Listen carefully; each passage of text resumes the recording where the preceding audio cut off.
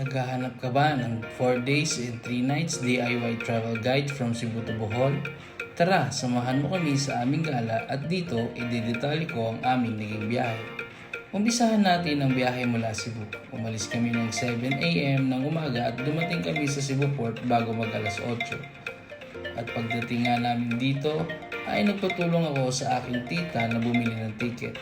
Napili namin sakyan ng itong Ocean Jet Fast Crab dahil marami din namang mga good reviews sa ferry na ito.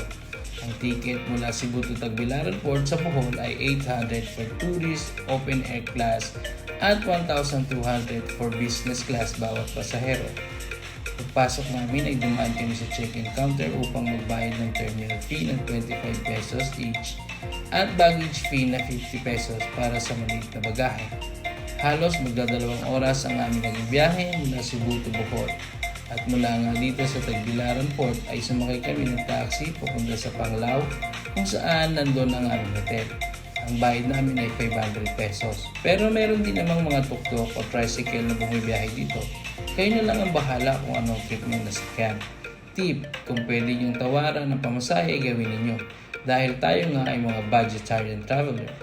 From Tagbilaran Port to Panglao is around 45 minutes travel. So pagka-check-in nga namin dito sa Panglao ay nagrenta agad kami ng aming sasakyan. Napili nga namin itong Click 125.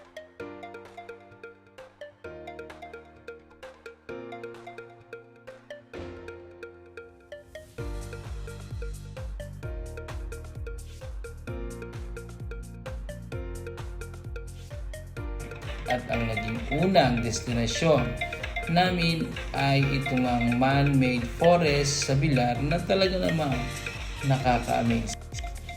At ang aming second destination ay isa sa mga talaga namang dinarayo ng mga turista, ang Chocolate Hills. At pagkatapos nga ng mahaba-habang biyahe ay nag-stop over muna kami dito sa Lubok River na malapit din sa simbahan para kumain. At pagbalik nga namin sa hotel ay humirit pa ng isang midnight snack itong aking asawa.